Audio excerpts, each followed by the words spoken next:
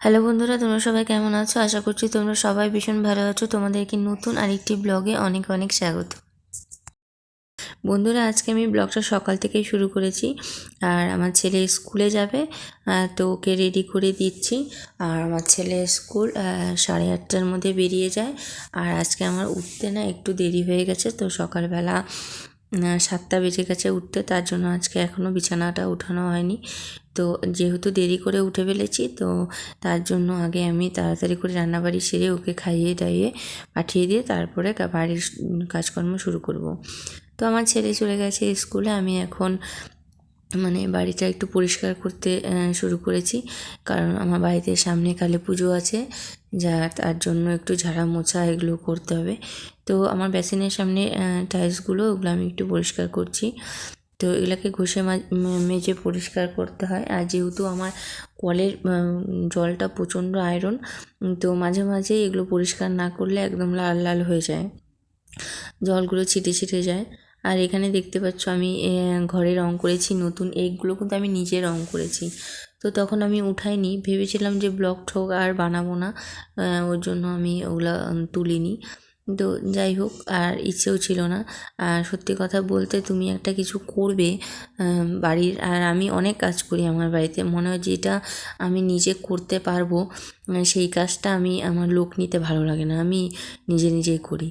তো দেখা গেল আমি হয়তো রং করছি, অনেকে বলবে হ্যাঁ ব্লগ করার জন্য রং করছে, কিন্তু সত্যি কথা বলতে আমি বাড়িতে অনেক কাজ করি, যেগুলো মনে করো যে রং করা, গ্রিল রং করা। এই দরজাগুলো না আমি রং করেছিলাম, কিন্তু মিস্ত্রি নিয়েছিলাম রং করার সময়।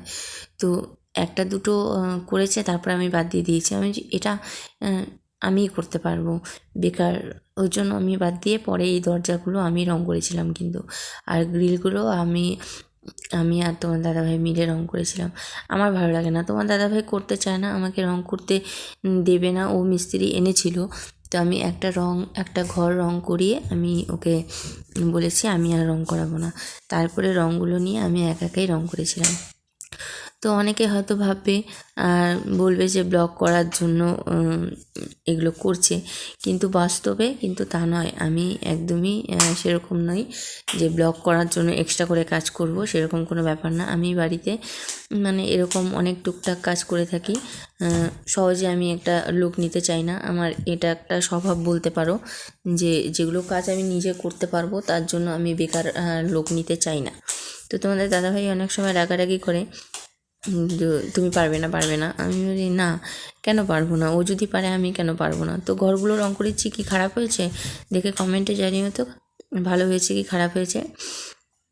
তো যাই হোক, এর জন্য আমি আর ওগুলো উঠাইনি, যে লোকে কে কী বলবে থাক, যাকে আর উঠাবো না। তো চলো, আজকে আমি কাজ করছি। তো বাড়িতে সামনে কালী পুজো, কত কিছু মোছামাছি রয়েছে।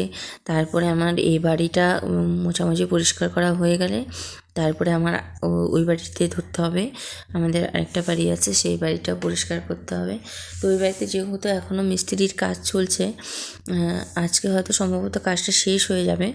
তো তার জন্য আজকে আমি আমার এদিকটা সেরে নিয়ে তারপরে ওই বাড়িটা ধরবো। তো আজকে বিকেলেই ধরার ইচ্ছে আছে, স্নান খাওয়া দাওয়া করে, যেহেতু আজকে বৃহস্পতিবার, তো পুজো টুজো রয়েছে, এগুলো সব সেরে টেরে নিয়ে তারপরে আমি আগে দোতলার ছাদটা যে রয়েছে সেটাকে পরিষ্কার করব।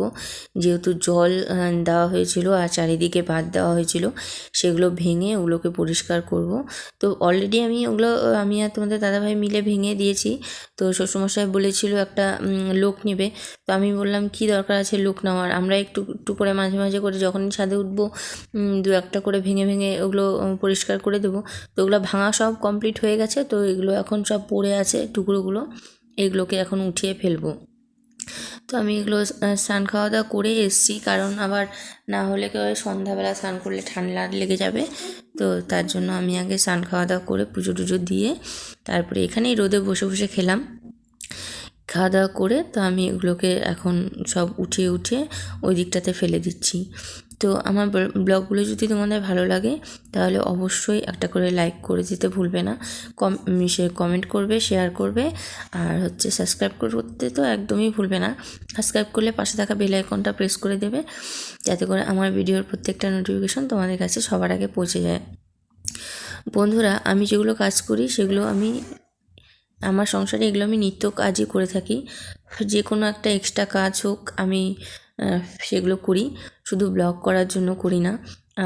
তার জন্য আমি মাঝে মাঝে না ব্লগ বানাতে আমার ইচ্ছে হয় না, কে কীভাবে নেবে, কে কীভাবে বলবে।